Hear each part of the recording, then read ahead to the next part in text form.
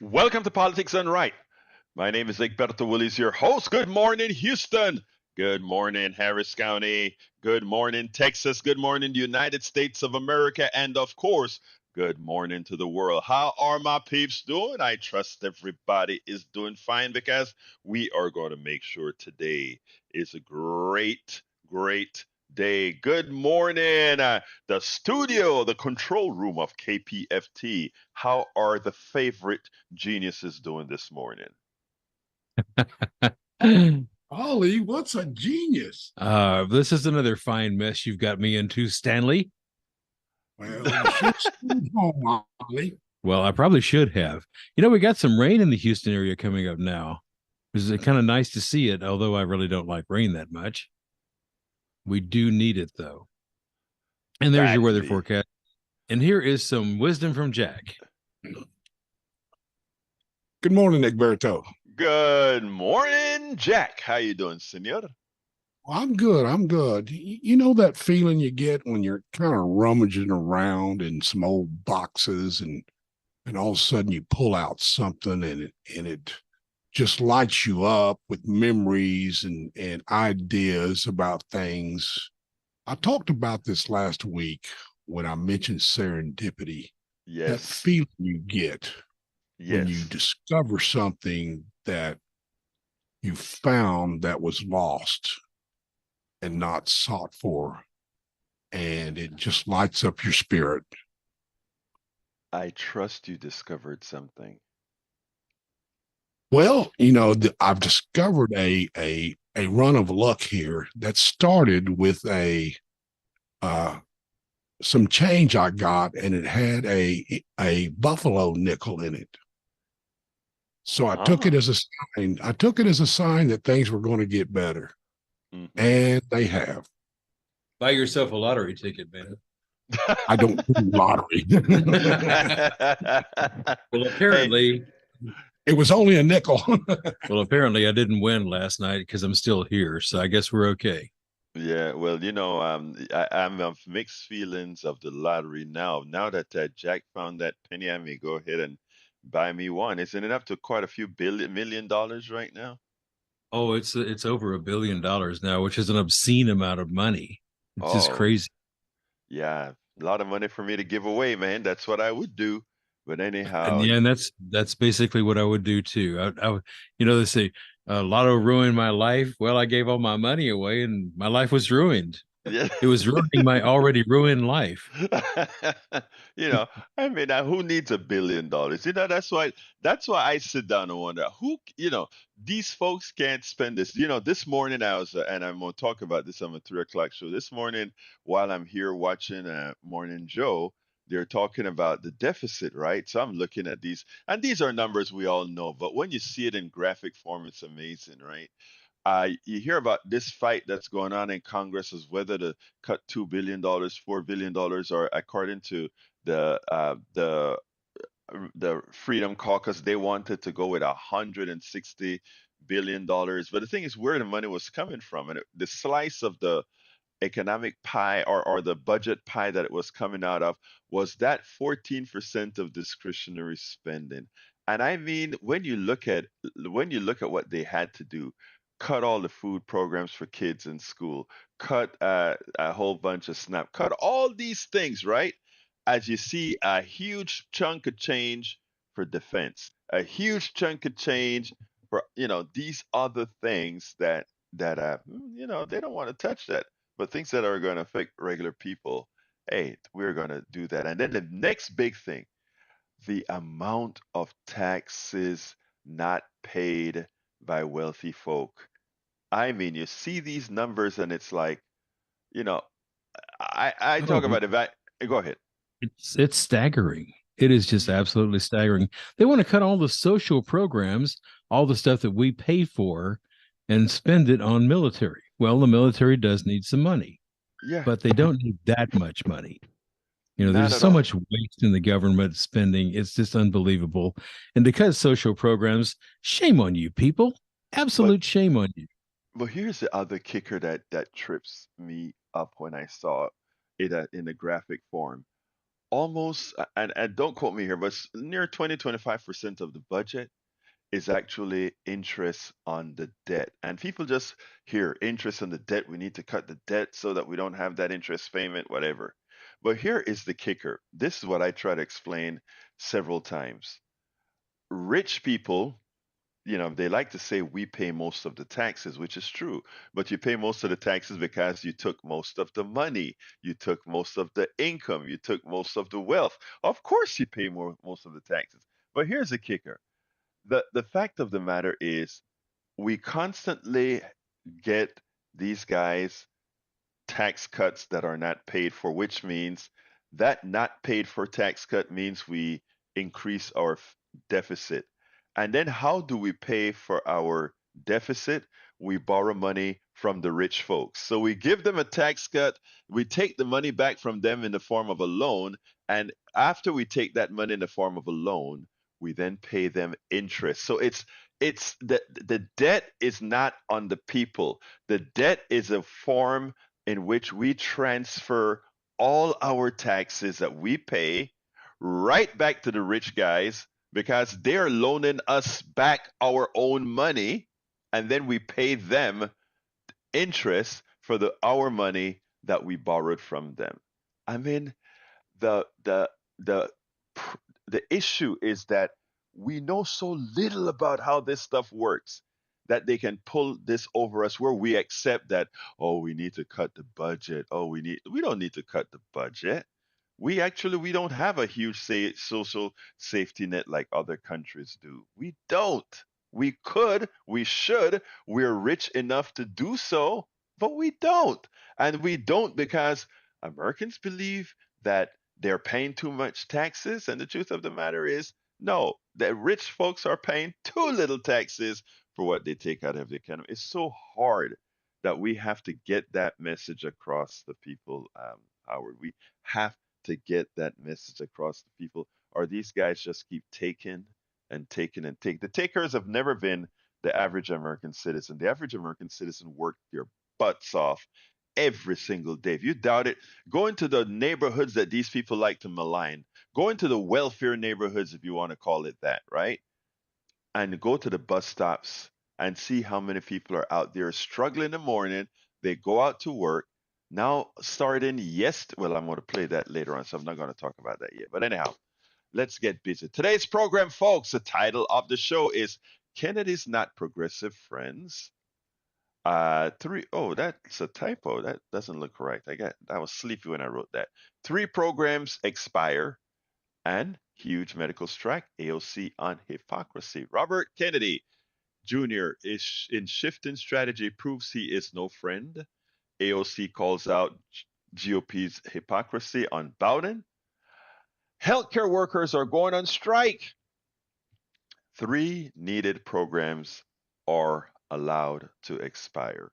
Again, the people pay the price. Anyhow, folks, you can get to us by going to our website, kpft.org. Other than listening to us on air and the dial, of course, you can reach us at kpft.org. When you get to kpft.org, just click that listen button. But if you're already at kpft.org, consider supporting the station by just clicking on donate and make sure to put the donation in the name of Politics Done Right. Money doesn't come to me, it goes directly to the station to pay the bills. The antenna bill, 100,000 watt, takes a lot of electricity to shoot this signal all throughout Southeast Texas and beyond. Anyway, watch us live on facebook.com/KPFT Houston. Facebook.com/KPFT Houston. I'm wearing my Trek Volkswagen Power Bar shirt today. Watch live as well at YouTube, politicsdoneright.tv, politicsdoneright.tv, and watch or see our clip, listen to our clips or whatever on Spotify, etc. Go to politicsdoneright.com/podcast, politicsdoneright.com/podcast. Of course, you can always drop me a line if you disagree, agree, or whatever at kpft at politicsdoneright.com. That is kpft at politicsdoneright.com. And of course, we want you to call, and this time we'd like to ask you to call early. Don't wait till the end of the show. I want to be able to entertain everything that you want to ask, everything that you want to tell us, everything that you want to suggest to us, everything that you want to cuss us about. It doesn't matter because this is your program. Give us a call, 713-526-5738. Again, that number is 713-526-5738. Seems like the former thug in chief, now just thug, is in New York, continuing the stream of lies. His business is in peril. They may have to take some of it to pay for all the. Yes. Yeah, go ahead. Yeah. I'm just looking at all this with Trump and just laughing my ears off Yeah. because this man has had this coming to him for decades. Yeah. Anybody in New York would have told you what a crook he is, and here it comes. So you see, there is karma. It There does is come karma. back to you. And as soon as I want them to put him on the stand. He You want wouldn't to do see a that. show? Yeah, it'll be a circus. They will take him out of there in handcuffs if he gets on that stand. The amount So, of people that he has ripped off, Howard, from the fake Trump University, steaks, water, everything you can think of, he's ripped people off. People come fix his hotels, don't get paid, and it costs them more to sue him than because he keeps it in court for. I mean, the guy is a simple evil man. And the thing about it is, I, you know, I understand what brainwashing looks like, uh, but there is something else that I think people need to understand, and it's not just simple brainwashing. It is making the immoral okay. It's making the immoral acceptable. And what I mean by this is there was a time when a presidential candidate or whatever, or anybody aspiring for public office, if they had the kind of nasty record of treating people the way he has, of stealing, of raping, of all that kind of stuff, if they had of that nature, people would look at that as that person cannot serve because that person is simply, I mean, he's beyond the pale. He cannot serve. But what Trump did was magical, and they're trying to do it to Biden right now, and it's an intriguing thing. It starts to make things acceptable. In other words, when Trump used to say certain things, it used to be a shock, and it took many aback. But what they found out is mixing notoriety and shock together, people start to get desensitized from it. So as he continues to do bad things, I mean, a judge just found that he raped a woman. Think about that. A judge has called what he did in the Jean Carroll case a rape. And, any normal person would see it that way. And we have evangelical Christians and we have regular folks that have daughters, have mothers, have aunts that find it acceptable to adore and love and support a person who, out of his own voice, has spoken to the things he does to women, and they still accept it. That isn't that is a different kind of brainwashing. It isn't brainwashing. It is making what is unacceptable acceptable. It is it is also bringing in a form of inhumanity, a deep form of inhumanity that they've made plausible, Howard. well, I was going to say that the odd part about this whole thing is with the right wing Christians and all these crazy people, doesn't what Donald Trump did and is doing almost diametrically opposed to each other? Yes, Aren't they the polar opposites? yes, Because Christ said the only command Christ said was love each other, hmm, care for each other. yes, He didn't go into saying don't rip off people because loving each other and caring for people is not ripping them off. right. But the extreme right wing Christian people and believers in Trump, that it's like, okay, well, it's like the Catholic Church would open their doors to Satan. Hmm. So they're so opposed to each other. They're just in different worlds, but yet the adulation or adoration of Donald Trump with these groups is just beyond my my ability to understand it. I don't get it. I Yeah, just don't get it. yeah. I think it has a lot to do with making things okay. There are two things, right? And I've started to, well, I've realized this for quite some time, right? If you find out what a group of people's fears are, and you can lie to them about what's the cause of that fear, right? They will, that is how you start allowing them to accept your savior, even if your savior is severely flawed. He's saying things that I would have liked, not me, that's to his followers, that they would have liked to say or that they have been made to believe. And that is why, yesterday I did an interview with a program in Portland, and one of the things that I was saying is that is why we can never disengage. People wonder why, some folks on my 3 o'clock show is like, why do you spend so much time talking and trying to reason with right wingers?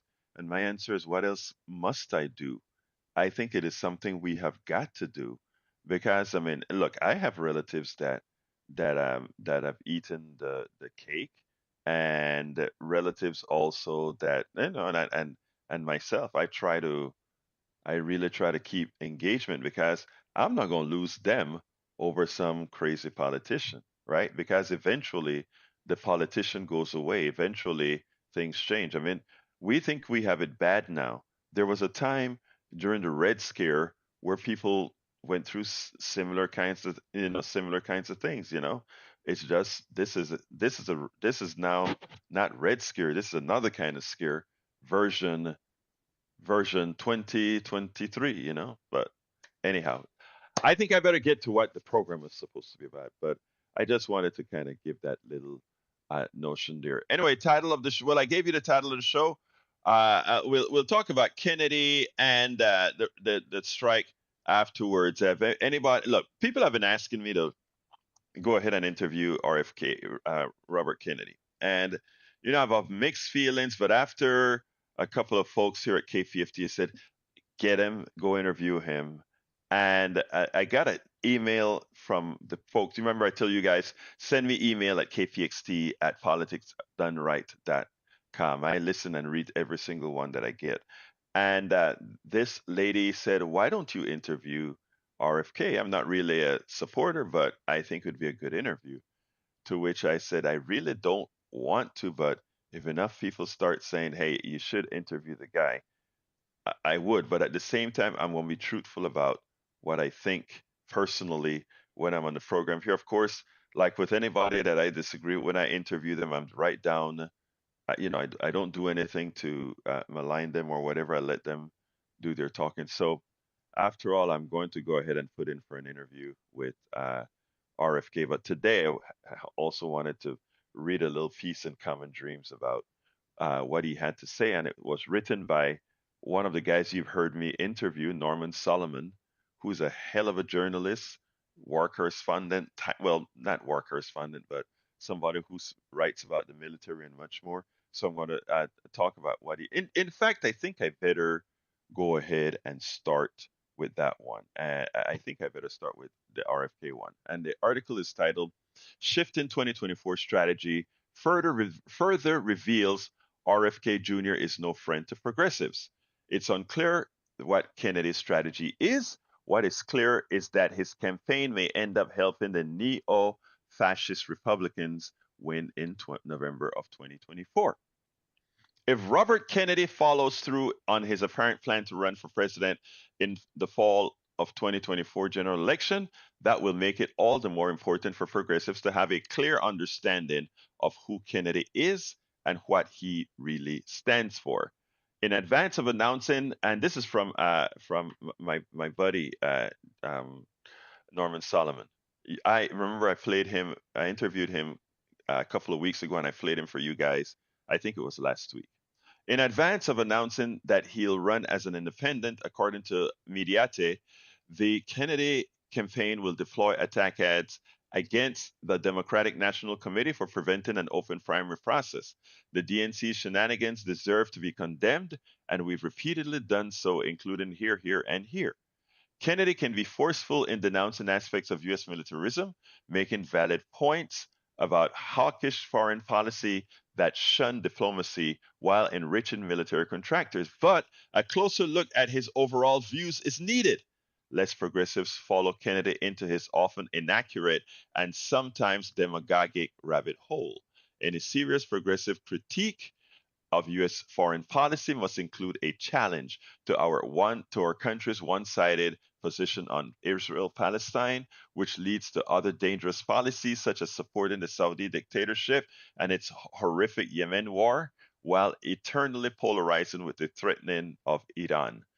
Kennedy seems to believe that Washington has not been one sided enough in support of Israel. He pledged in mid-July interview, "There's nobody who's running for president right now in either party who will be a better friend to Israel than me as president."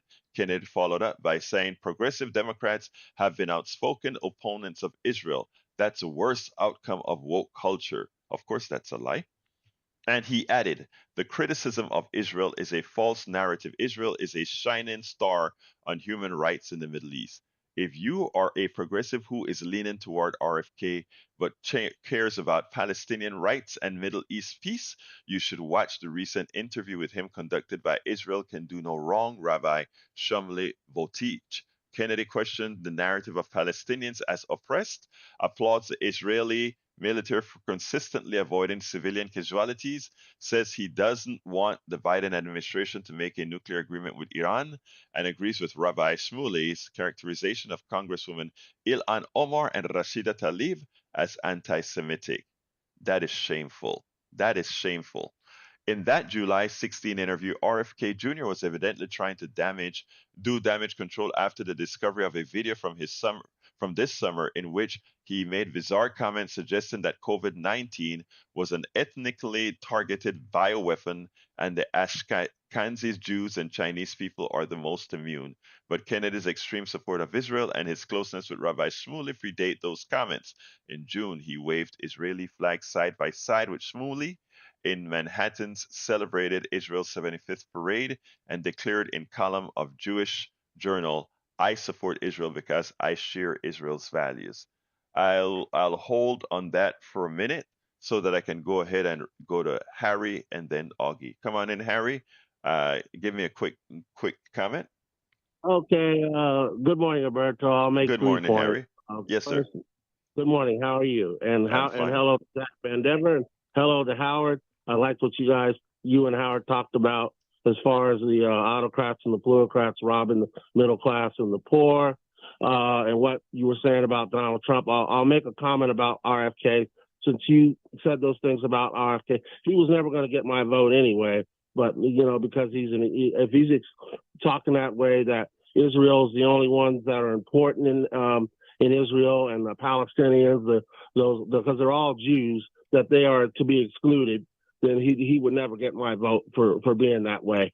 So, RFK, you're already disqualified and crossed off my list.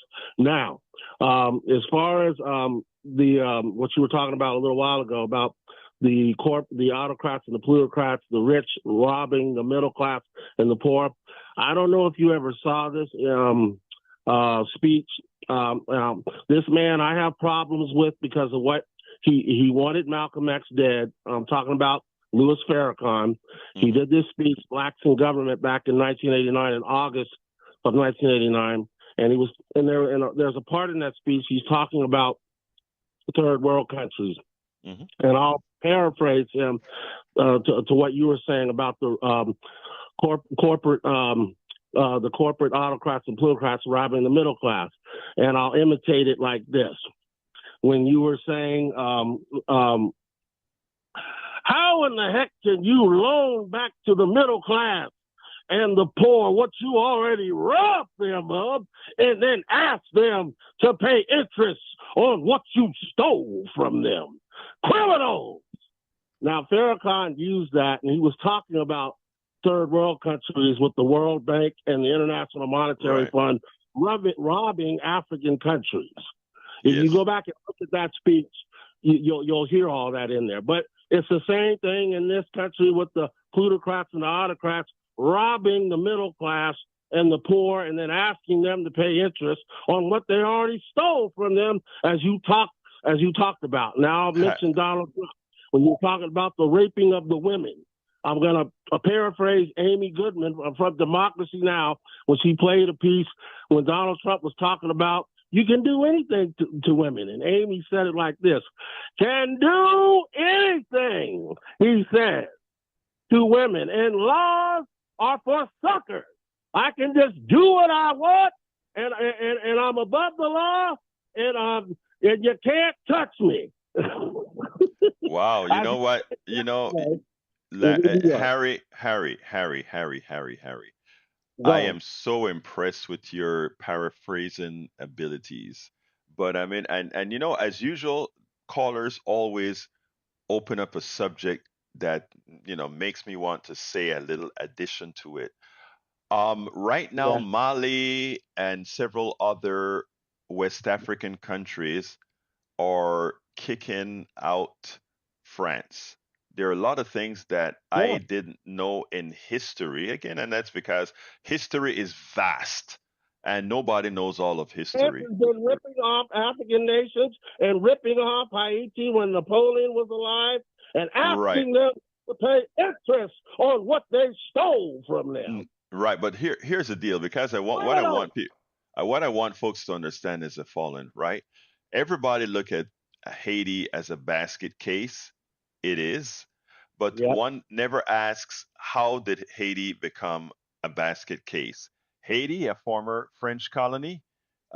Remember when Haiti got its independence because it fought for its independence, like the United States fought for their independence, but we couldn't Right. have Think of a a man in Toussaint Overture who Toussaint fought Overture, right? for Now, that's right. Toussaint but Overture to but Harry, gain freedom. Harry, let me make my point, All my right. dear brother, brother, All right, brother. I'm listening. I'm listening. I know you're excited, but let me make my point here real quick, my brother.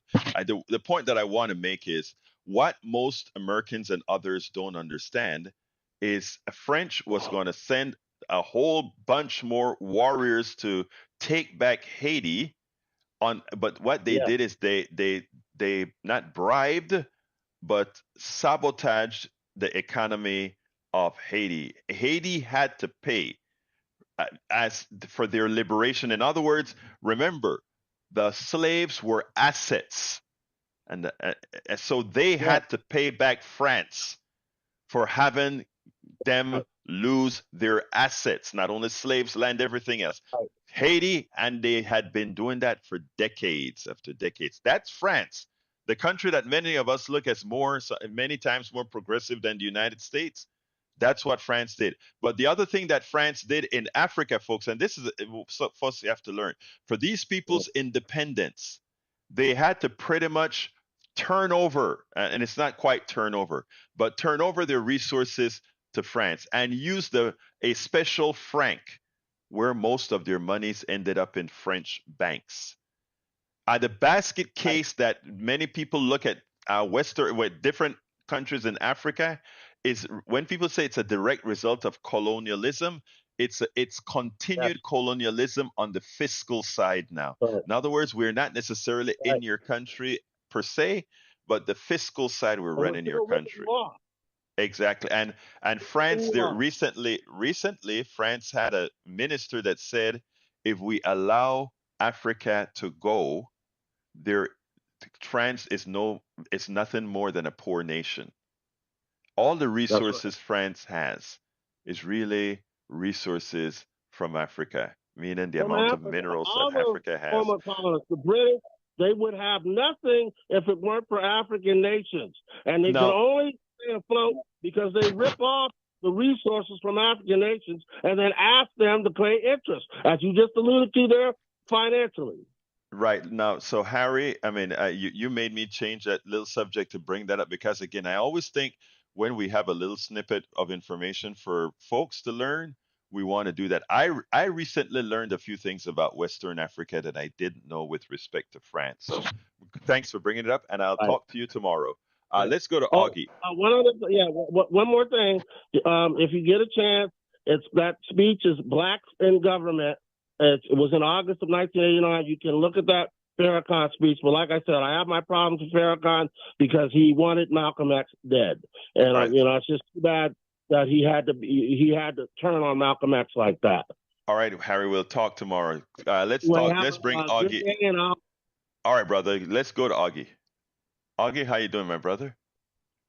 All right. Good morning, Egberto. Good morning, I think sir. about love one another. There's also other things in the Bible, 10 Commandments like greed and covetousness.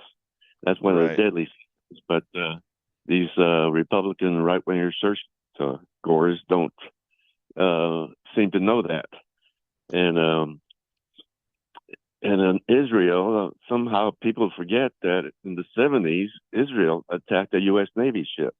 They had sea and air forces that shot it up. They killed Navy sailors. They wounded it. They even boarded them. But a radio operator sent out a SOS, and there was an aircraft carrier group. The aircraft commander launched his bombers and fighters to attack that seaport and the air base that those forces came from. And when the Israeli forces heard that they were coming, they got off the ship because they boarded that ship too. And but then all of a sudden, the aircraft commander's phone was ringing off the hook, and there were American senators and Congress people calling him up, telling him, "Hey, call off your attack." And they're about ready to bomb the Israeli sea base and air base when he had to call them back. And when he got back, he lost command of his aircraft carrier, and then the other ship, they retired the captain.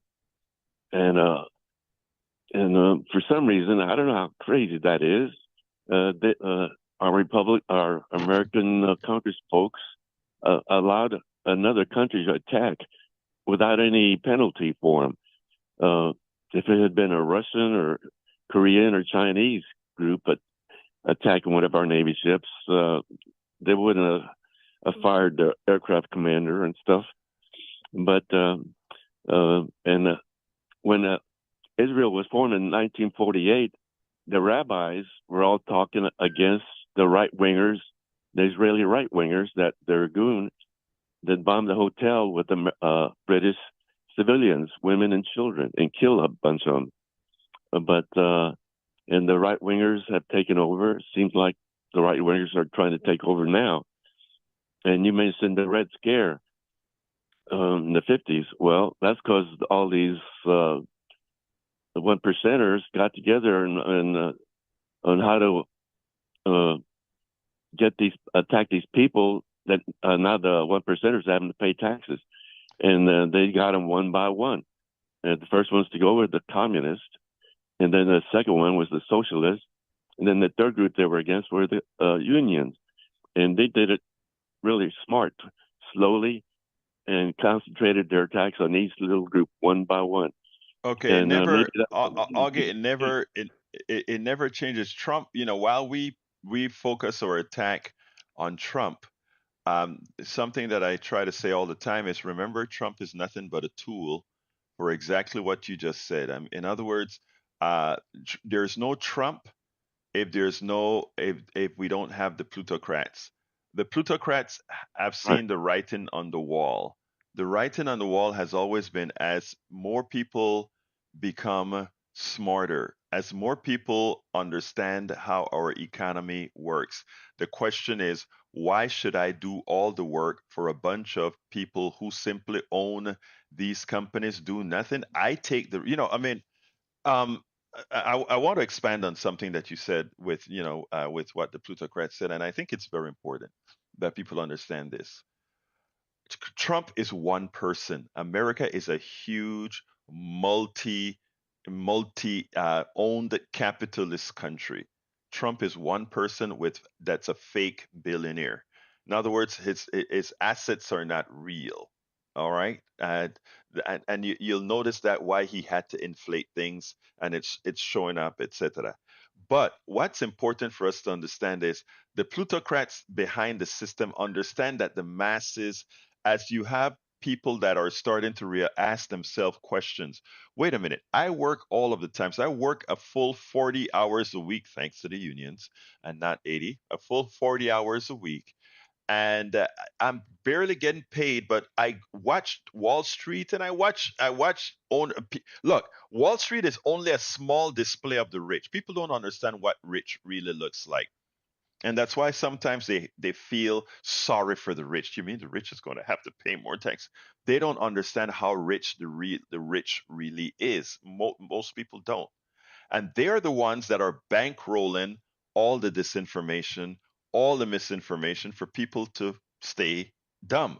Because when folks realize that they're doing the work, they're putting their lives risk, limb, environment at risk. They're the ones risking something, not the plutocrats that, one caller said one time, well, Bill Gates is innovative and Musk is innovative. No, no, no, no, no, no. I'm not saying these aren't smart guys, but more than smart in doing something, they're smart capitalists. And being a smart capitalist is really how can I be as lazy as possible? In other words, how can I let my money work for me? That's what it's all about, right? I mean, how can I make my money work for me? And that's what they do. The intellect of this country is all of you out there. All of you out there, the engineers, the doctors, the lawyers, the secretaries, all of you are the ones who make this economy function. And then you have a very tiny amount of people at the top. And they're the ones who get all the spoils. We have to get around that. Hey, Augie, I got to go to Donald unless you have something else quick to say. Yeah, well, we got to be smart like the plutocrats are. And we got to go after one thing and focus on that. And the one thing I think is Citizens United. That's Amen. why they spend all this money and buy all these politicians. When Citizens United first started, there was a rich guy who said, "Why do the laws say I have to bribe my politicians in my district and in my state only? Why I got all this money? Why can't I bribe the other politicians around the Amen. country in every state?" Augie, you nailed it. That's what You the nailed it. of it. And Thank you, brother. yeah, that's one of the things that progressives want to do. But let's go after Citizens United first, and they're the ones that are bankrolling everything against us. Thank you, But brother. I'll leave it at that. Thanks. Thank you, brother. Let's go to Donald. Come on in, Donald. Good morning, Gilberto. How are you today? Buenos dias, hermano. How are you doing this morning, sir? Good. I got an experiment for you. Give it to me. I learned something yesterday. Mm-hmm. Okay, you need to get a pot full of boiling water, a whole bunch of them, and you need to get a whole bunch of babies from different people, rich, poor, stick their feet in the boiling water, and you'll notice they all cry the same. Yeah. The reason I say this is because I listened yesterday to a baby getting a vaccination for I think it's the malaria that they just came out with, and it's going to save lives. Uh-huh. But you got to remember, all those babies cry the same. It's the development after that that twists their mind into what we've got today. Amen. So if the person can sit there and listen to that baby cry, we need to euthanize those people as soon as possible, because we do a lot of good in the United States, and the malaria vaccines and everything else going to Africa and all that. That's what keeps me going. So that's about it. So yeah, use your pots and see. All right, brother. Thank you very much for your interested commentary. All right, Donald, you have a good one. But look, America is a great country because it has great people. Do not mix having great people with what we do abroad. Most of what we do abroad, we don't know about. Hell, during the slavery days, most people didn't quite understand what was happening. They were just as well brainwashed into the things of the time. And look, we are saying this with regards to the American society, but of course it applies all around the world. It's always some small amount of folks trying to take over a large amount, the population, etc., the monarchy, all these things. But a lot of this comes from us not having the collective. But you know what? Society is built with growth with learning, etc. And the biggest thing that these people who, you know, I, are able to take advantage of the few, the one first thing that they suppress is learning, the ability to learn, the ability to learn, and the ability to learn. If you if you want to understand why there is this book banning, why they don't want their kids to learn about the truth about how this country was formed, what occurred in this country, why they try to label it hating America, etc., is the biggest fear is that you start to learn and understand things. The biggest fear is that you realize that the people that you like to hate, the people that you are prejudiced against, the real thing is you shouldn't be, because both of you need to get together to fight those who are really oppressing you. And oppression takes a whole lot of different forms, a whole lot of different forms. So, right here at Politics Done Right, what we try to do, let folks just know a little bit of the truth. Well, we want you to know a lot about the truth. But most importantly, I want to tell folks, anytime you start to feel that hate for your MAGA brother, don't. Every time you start to feel hate for that evangelical who wants to hold you back, don't. Remember, if you have a relative that is ill, let's say crazy, whatever, you don't first try to whatever they do, you look at it through different lens. You still love on them because you understand that it is a systemic issue. It's something that has placed them or caused them to do what they're doing. And the way I address, our MAGA brothers, sisters, etc., is to understand that reality. The way I deal with racists is to understand that reality. I don't sit down there and reciprocate these particular things. I don't. What value do and what I try to tell folks that listen to what we talk about is, what value do I get out of being like them? What value do I get out of giving it right back? Now, if you slap me, I'm going to slap you back now. But as far as treatment, as far as anything else, look, um, we can't let these other people win. We can't let the plutocrats who are pulling their strings win. If we do that, they win. So I'll hate on absolutely nobody.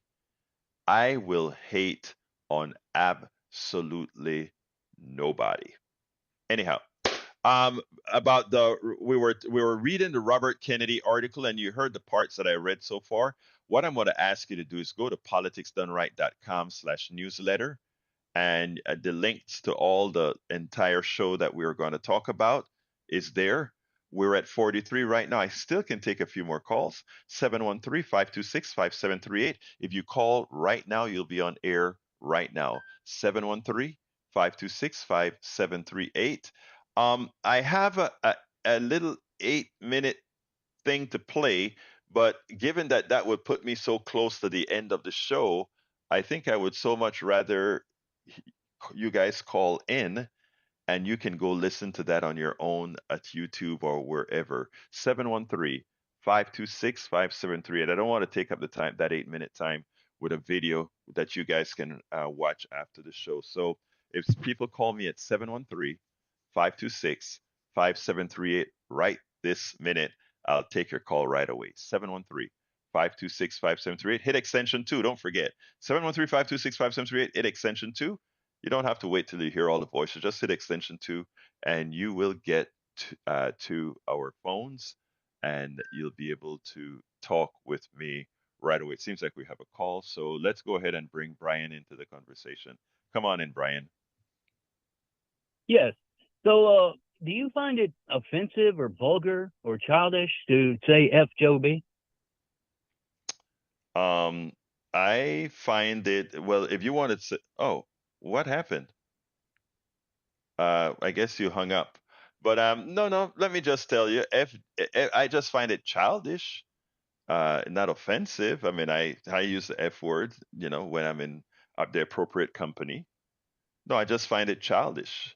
It's completely and entirely childish. And it kind of speaks more about the person that is saying that in the context that they're saying it, because I don't know why somebody would say that. But anyhow, folks, give me a call, 713-526-5738. Go ahead, Howard. Oh, I was just going to say the fabulous Joe Biden. Is that what he's talking about? You know, No, the you just gave him a heart attack, right? the friendly Joe Biden. Yeah, of course I did. I did it on purpose too. The friendly Joe Biden, the fabulous Joe Biden, the faithful Joe Biden. Yeah. What kind of a clown calls up a radio station and says something like that and hangs up? I mean, Oh, you so you he just did hang really up. have to I didn't know wonder. I didn't know if he hung up or we just lost him by mistake. But I am so Nah, glad that he said. Let's go ahead and go to Melissa. Come Melissa, on in, come on Melissa. in. Come on in, Melissa. Let's get Melissa. Melissa, talk to me. Hello, hello. Good morning, Houston. Good morning, Alberto. Good Good morning, morning. Dan. How are you guys doing? We're Yesterday I wanted to call, mhm. but it was on some bare ignorance yesterday. I was like, nah. Let me tell you So something, Melissa, before you say anything. Remember, this is your show. So, I mean, even if we're on a subject that you really just don't want to hear, you can always change the no, subject. It's y'all show. it was it was the colors. I was like, I don't even know how to comment on some of Oh, the I the, got you. I got you. Talk to me. the all right, so I was just wanting to say about JFK.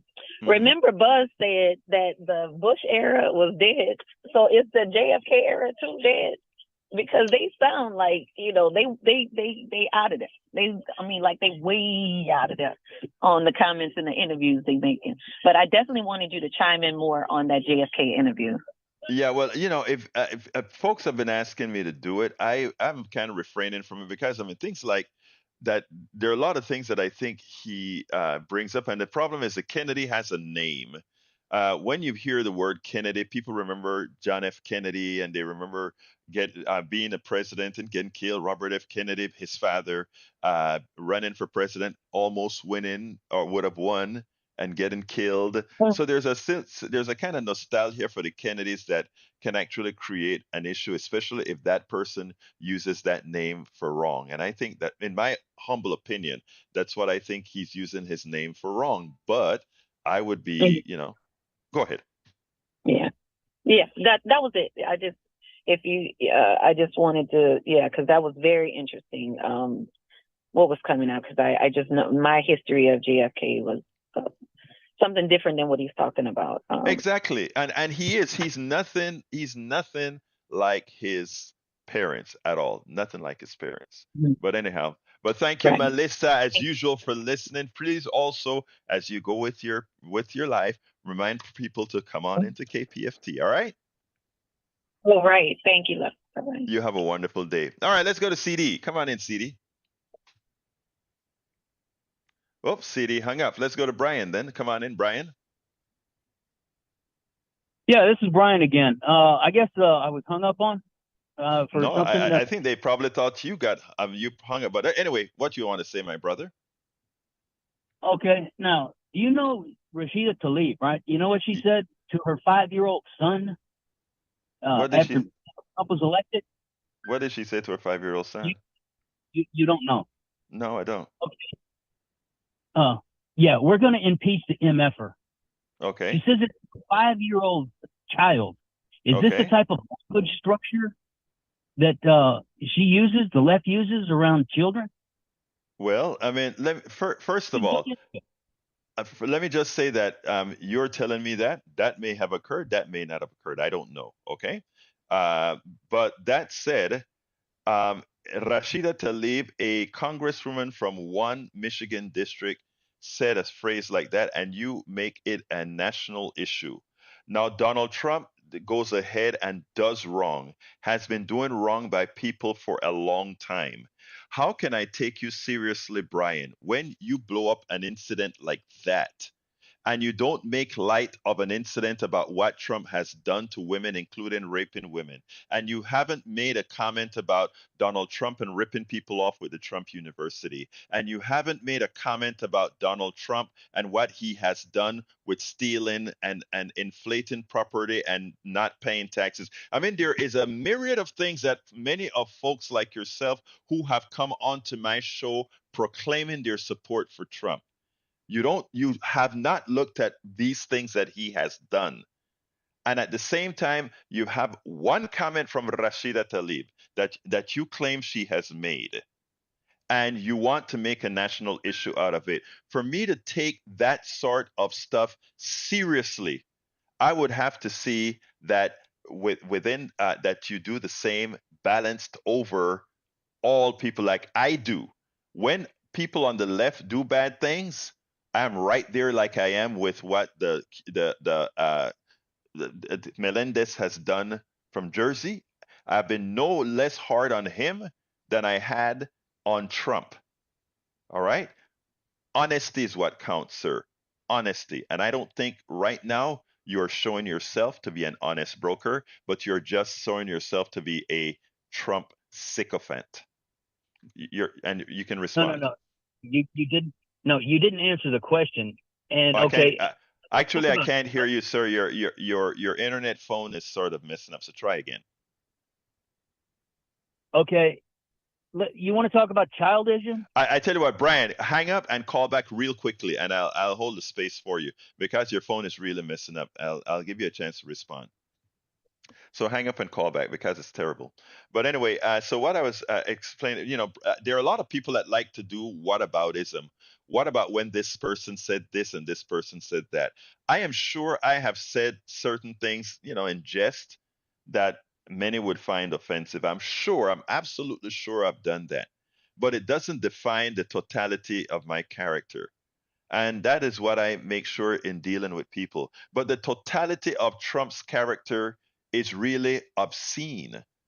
I don't know of anybody who can say Trump has shown any kind of loving emotion. I don't know anybody who can say Trump have shown any caring.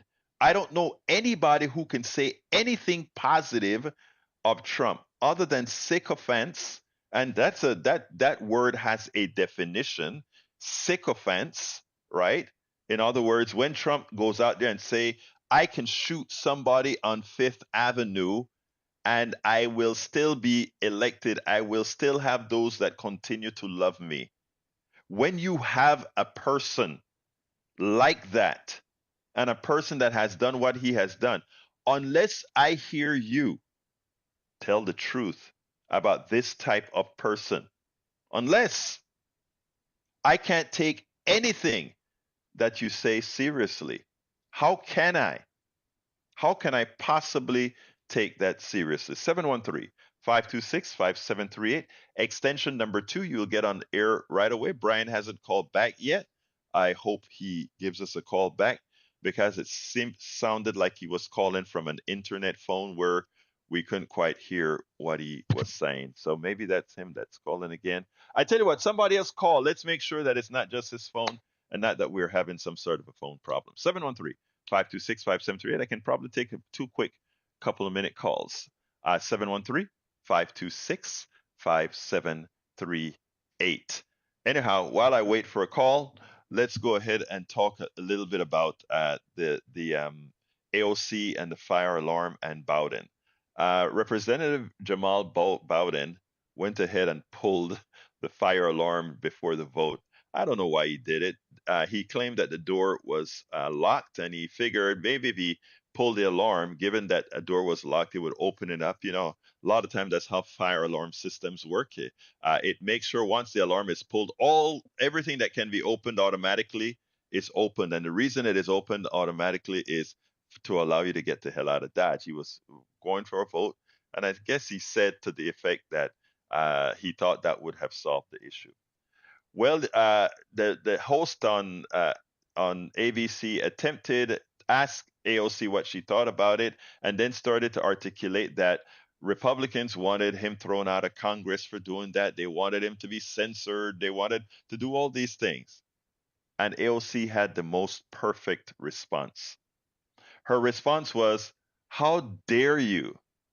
How dare you talk about doing this to this guy when we have George Santos, who has committed so many crimes unanswered, when we had all these other Republicans, including Trump proper, who's done what he's done with no response."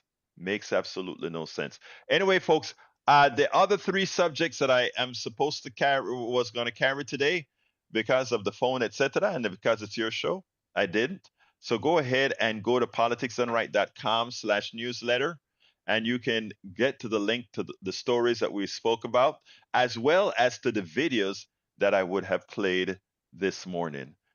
politicsdoneright.com/newsletter. I have one other thing that I want to tell you. The HPJC this weekend is having HPJ. Please go to hpjc.org. hpjc.org. That's a Houston Peace and Justice Center. We're having a mixer. All nonprofit organizations can visit us. If you go to